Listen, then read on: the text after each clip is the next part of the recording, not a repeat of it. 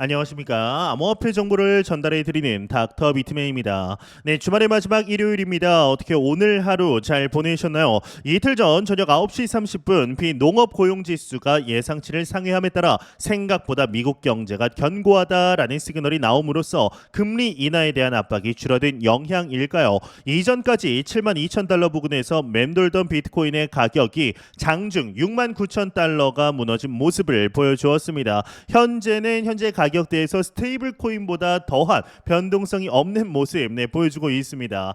네, 이제 다음 주 미국의 소비자 물가 지수이죠. CPI와 FOMC의 시장이 한두 차례 더욱 출렁일 것으로 보이는데요. 그 어느 때보다 중요한 다음 주가 될 것으로 보이는데 일단은 코인 마켓캡에서 메이저 탑10 코인들 가격 한번 살펴보도록 하겠습니다. 네, 일단 시가총액 1위 비트코인의 경우는 전날 대비 0.05% 하락한 69,300달러대 나타내고 있습니다. 이더리움 또한 사실상 별 변동이 없습니다. 0.09% 상승했지만 크게 의미가 없는 수치죠. BNB는 1.06% 하락, 솔라나가 1.54% 하락, XRP가 0.39% 하락한 0.49달러대에 나타내고 있는데요. 네, 비트코인 더미넌스 상단에 한번 확인해 보도록 하겠습니다. 비트코인 더미넌스는 53.8%, 이더리움 더미넌스는 17.5% 나타내고 있습니다. 네, 이제 얼마 전까지만 해도 7만 2천 달러를 넘나들었던 비트코인의 가격이 장중 최저 68,200달러까지 하락을 하면서 한때는 68,000달러 선을 위협하기도 했습니다. 이제 어제 이루어진 비트코인의 하락이 물가 상승을 압박하는 미국의 뜨거운 노동 상황이 시장 상황이 좀처럼 식지 않고 있음을 보여주는 지표에 따른 것으로 풀이가 되었는데요. 이제 이틀 전 저녁 9시 30분 미 노동부가 발표한 5월 미국의 비농업 일자리는 전월 대비 27만 2천 명이 늘어서 다우존스가 집계한 전망치인 19만 명은 물론 직전 12개월간 평균 증가폭인 23만 2천 명을 크게 웃돌게 됩니다. 앞서 미국의 고용 증가폭이 지난 4월 16만 5천 명으로 1월에서 3월 대비 크게 줄면서 노동시장 과열이 냉각되고 있는 것 아니냐라는 기대를 높인 바 있었는데요. 어제 발표된 지표를 통해 미국의 뜨거운 고용 시장이 지속되고 있는 것으로 나타나면서 기준금리 인하가 늦어질 것으로 예상이 되고 있는 것이죠. 미 연준은 기준금리 인하에 앞서 인플레이션 둔화세 지속에 대한 확신이 필요하고 그러기 위해선 노동시장 과열 완화가 선행이 되어야 한다라는 입장을 되풀이해 왔습니다. 또한 뉴욕 증시에서는 게임스톱의 주가가 이제 유상증자 및 실적 부진 발표 등으로 40% 가까이 사실상 하락을 하면서 크립토 마켓에 추가적인 하락에 영향을 주었다라는 분석들 또한 나오고 있는 중입니다. 여기에 더해 우려스러운 두 가지 지표가 나오게 되었다라고 하는데 자세한 내용 함께 보도록 하겠습니다. 네, 헤드라인을 보게 되면 비트코인 동력 상실 주요 트레이더 지표 2주 최저치 기록했다 헤드라인이 장식이 되어 있습니다. 네, 미국 고용 지표가 예상보다 좋게 나오며 연준의 금리 인하 시점이 뒤로 미뤄질 것이라는 우려가 커졌기 때문에 급락을 했다라고 이야기를 하면서 주요 트레이더들의 롱숏 비율은 2주 최저치로 떨어졌다라고 합니다. 이는 비트코인의 강세장이 단기적으로 이제 끝났을 가능성을 시사하는데 더 우려스러운 점은 거래소의 두 가지 지표가 비트코인 투자자들의 낙관적이지 않은 태도를 보여주고 있다라는 것이죠. 또한 거시경제 지표가 가장 큰 걸림돌이다라고 하는데 경기 침체의 위험이 높아진다. 왜? 현재 금리를 유지할수록 현재 금리 이상 유지할수록 그렇지만 최근 미국의 실업률이 4%로 나타난 것을 보면 당장 위험이 임박한 징후는 없다. 이제 CME 패드워치에 따르면 연준이 9월까지 금리를 인하할 가능성을 51%로 보고 있는데 이는 69%에서 대폭 떨어진 수치다라고 언급을 하고 있습니다. 네, 추가적으로 이번 크립토 마켓의 급락으로 인해서 롱 포지션의 대대적인 청산이 이뤄지게 되었습니다. 1시간 동안 2억 8,520만 달러, 하나 약 3,500억 원에 달하는 금액이 청산을 당하게 되었다고 하는데요. 이 숏 포지션은 불과 1,162만 달러로 집계가 됩니다. 이제 1,162만 달러 대 2억 8,520만 달러 거의 25배에 달하는 양의 차이가 있는데 다소 아쉬운 소식만 나올 것 같은 현 상황 속에 그럼에도 긍정적인 소식들 지속적으로 나오고 있습니다. 현재 비트코인의 기술적인 측면 포물선 상승의 가능성이 있다라고 하는데요. 자세한 내용 함께 보겠습니다. 네, 헤드라인을 보게 되면 고용지표에 해당한 비트코인 ETF가 구원할까 포물선 상승 가능성이 있다. 헤드라인 멋지게 장식이 되어 있습니다. 네, 코인텔레그래프는 비트코인 현물 ETF로 자금 유입이 견조한 만큼 포물선 상승 가능성이 여전히 남아 있다라고 합니다. ETF로 19일 연속으로 긍정적인 자금 유입 기록 중이고 이번 주에만 약 17억 달러의 돈이 들어왔다라고 하는데 하나로 바꿨을 때 약 2천이 아니죠. 2조 3천억 원 정도의 금액이 들어왔다라고 보시면 됩니다. 이런 추세가 계속된다면 비트코인 가격은 3월에 기록한 사상 최고가인 73,800달러 선을 넘어설 가능성이 크다. 애널리스트들은 ETF로의 지속적인 자금 유입이 비트코인 저항선 돌파에 모멘텀을 제공할 것으로 분석을 하고 있다라고 하는데요. 이제 유명 애널리스트이죠. 이 에릭 발추나스의 경우는 세 번째 물결이 하일로 변하고 있다라며 ETF 자금 유입이 비트코인 가격에 강한 동력을 제공할 것이다 라는 입장을 내비추었다라고 합니다. 이제 다가오는 11월 또 미 대선을 앞두고 트럼프 후보에게서 크립토 마켓 관련 긍정적인 발언들 쏟아져 나오고 있습니다. 자신이 크립토 대통령, 암호화폐 대통령이 될 것이라고 하는데 내용 한번 보도록 하겠습니다.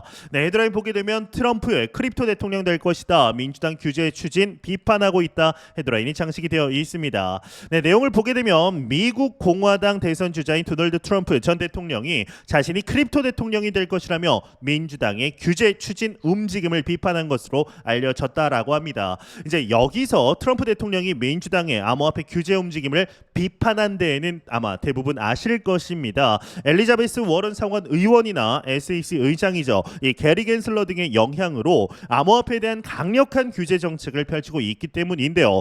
이 리플과 바이낸스의 코인베이스와 같은 소송을 그 예로 들 수가 있습니다. 현재 민주당의 규제 움직임은 크립토 마켓 관련해서 다소 부정적인 영향을 미치고 있죠. 일각에서는 이러한 규제가 다가오는 11월 미 대선의 민주당에게 정치적인 손해를 입힐 수 있다라는 경고 또한 나오고 있는데 그렇기에 최근 바이든 또한 친크립토적인 행보들을 조심스럽게 나타내고 있는 것이죠. 다시 내용으로 돌아가서 보게 되면은 이 로이터 통신은 트럼프 전 대통령이 전날 샌프란시스코에서 기술 벤처 자본가인 데이비드 섹스와 이제 차마스 팔리 하피티아가 이름이 참 애매하고 말하기도 힘들고 어려운 발음들인 것 같습니다. 이제 주최한 선거 자금 모금 행사에서 이같이 밝혔다라고 전하게 됐는데 이제 전날 행사에서 트럼프 전 대통령은 1,200만 달러를 모금했다. 로이터 통신은 그가 크립토 대통령이 될 것이라고 말을 했고 트럼프 전 대통령이 암호화폐를 매우 중요시하며 이를 강력하게 지지한다. 이 밑에 내용은 그렇게 중요한 내용은 아니라서 넘어가도록 하겠습니다. 네, 과거 트럼프의 경우는 아시는 분들은 잘 아실 겁니다. 이 암호화폐를 비난하면서 비트코인은 돈도 아니고 그 가치는 마치 공기와 같다라는 언급을 하셨습니다. 하지만 2021년 들어서 조금씩 기조가 바뀌더니 2024년 현재 자신의 재출마 캠페인을 통해 암호화폐 지지 발언을 강화하게 되었는데요. 또한 암호화폐 사용자들의 자기 보관 권리를 보호하면서 이 중앙은행 디지털 화폐이죠 CBDC의 도입까지 막겠다라고 약속까지 하게 되며 추가적으로 암호화폐 기부를 공식적으로 허용을 하게 되면서 다양한 디지털 자산으로 기부를 받을 수 있도록 하였으며 자신의 NFT 컬렉션을 출마를 했습니다. 출마가 아니죠. 출시를 했었습니다. 이 크립토 마켓 관련하여서 이제 활동을 더더욱 확대하게 되었는데요. 이러한 발언과 행동 들은 트럼프의 친크립토적인 입장을 분명히 하고 있습니다. 이 암호화폐 산업과 규제 완화를 약속하고 있는 것이죠. 현재 트럼프가 대통령이 될 경우는 현재 SEC와 소송을 진행 중인 바이낸스와 코인베이스 그리고 리플과 같은 주요 암호화폐 기업들에게 또한 유리하게 작용을 하게 됩니다. 이 행정부가 바뀌게 되면 SEC 위원장 또한 바뀌게 되는 것이 전통적인 관례이죠. 이 트럼프가 임명할 새로운 SEC 위원장이나 기타 규제기관 책임자들은 암호화폐 산업에 대해 보다 우호적인 입장을 취할 가능성이 상당히 농후합니다. 이 현재 분위기에서는 바이든이 되더라도 현재보다는 상당 부분 우호적으로 바뀔 것으로 예상이 되나 암호화폐 측면 트럼프가 당선이 되는 것이 훨씬 이익이 될 것이라고 보고 있습니다. 현재 지지율적인 측면에서 보게 되면은 누가 더 우세하다라고 볼 수 있는 정도가 아닙니다. 거의 초박빙이다라고 볼 수가 있는데 현 시점 이제 과연 다가오는 11월 누가 당선이 되게 될지 이에 따라 앞으로 어떻게 크립토 마켓이 바뀌게 될 것인지 충분히 우리가 기대해 볼 만하지 않나라는 생각이 듭니다. 네, 공포 탐욕 지수 한번 보도록 하겠습니다. 전날 대비 3포인트 상승했습니다. 그리드 이 탐욕 단계 나타내고 있는데요. 이 지수는 0이면 공포 100이면 낙관을 의미하게 됩니다. 네, 그리고 이제 대한민국의 암호화폐 거래소 대표 거래소이죠. 이 업비트에서 크나큰 변화가 지금 감지가 됐습니다. 바로 테더 USDT가 상장이 된 건데 이 해외 거래소를 이용하는 분들은 특히나 이 테더 USDT가 얼마나 중요한지 알 겁니다. 사실상 기축통화다라고 볼 수도 있는데요. 이 빗썸에서 USDT가 상장이 되었을 때 많은 분들이 이 업비트는 언제 상장이 되나 했을 겁니다. 저 또한 기다리고 있었는데요. 그런데 마침내 업비트가 테더 USDT를 상장한 겁니다. 아마도 외화에 대한 당국의 규제나 감시 때문에 눈치를 봤던 게 아닌가 싶은데 이번 업비트의 테더 USDT 상장은 한국 크립토 마켓에 매우 중요한 변화를 가져오게 될 겁니다. 해외 거래소에서 거래를 할 때 테더 USDT를 이용하게 됩니다. 보통 국내에서 XRP나 트론과 같은 코인을 이용해서 빠르고 수수료가 저렴한 이 코인을 통해 송금을 하게 됩니다. 이 문제는 종종 입출금에 문제가 생겨서 오랜 시간이 걸리기도 한다라는 것인데요.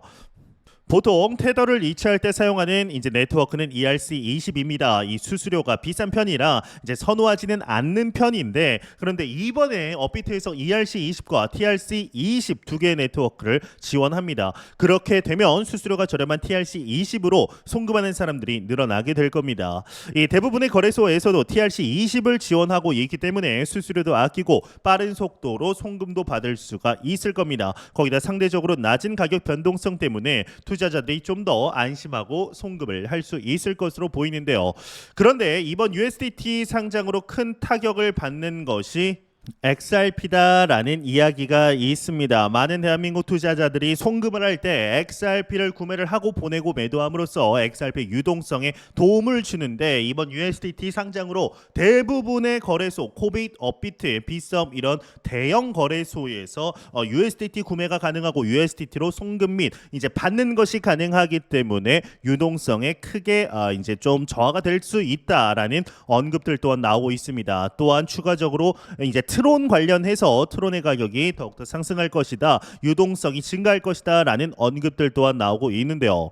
현재 대한민국에서 가장 또 문제가 되는 것은 바로 트래블 룰입니다. 이제 전 세계에서 전무후무하다라고 볼 수 있는데 이번 다가오는 2025년 트래블 룰이 없어질 수도 있다라는 언급들도 나오고 있습니다. 너무나 대한민국의 디지털 자산 발전적인 측면 저해를 하고 있다라는 것이죠. 현재 우리가 맞이하고 있는 불장이죠. 2024, 2025 불장에서 전 세계뿐만 아니라 대한민국 내에서의 우리나라에서의 이제 디지털 자산 관련 규제 또한 많은 우여곡절이 있을 것으로 보입니다. 그러면서 성장을 하는 것이겠죠. 현재 우리는 너무나 좋은 시기 속에 실제적인 투자를 진행하고 있다는 것 잊지 않으셨으면 좋겠습니다. 현재 사이클적인 측면 매도를 할 때가 아닙니다. 매수 후 개수를 홀딩하는 것이 그 어느 때보다 중요한 현 시점입니다. 매형상 말씀드리지만 절대로 단기적인 시각으로 이 시장 바라보지 마시고 장기적인 시각으로 또한 오랜 시간 동안 함께할 수 있는 여유 자금을 통하여 투자를 진행하시길 진심으로 바라보도록 하겠습니다. 네, 제가 준비한 소식은 여기까지입니다. 영상이 도움이 되셨다면 구독과 좋아요 그리고 광고 한 편만 처음부터 끝까지 시청 부탁드립니다. 이 채널은 오직 광고 수익으로 운영이 되게 됩니다. 항상 영상 시청해 주시는 시청자분들, 구독자분들 너무나 감사드립니다. 오늘 남은 시간 잘 마무리하시길 바라면서 저는 더욱 도움이 되는 영상으로 찾아뵙도록 하겠습니다. 지금까지 닥터 비트맨이었습니다. 감사합니다.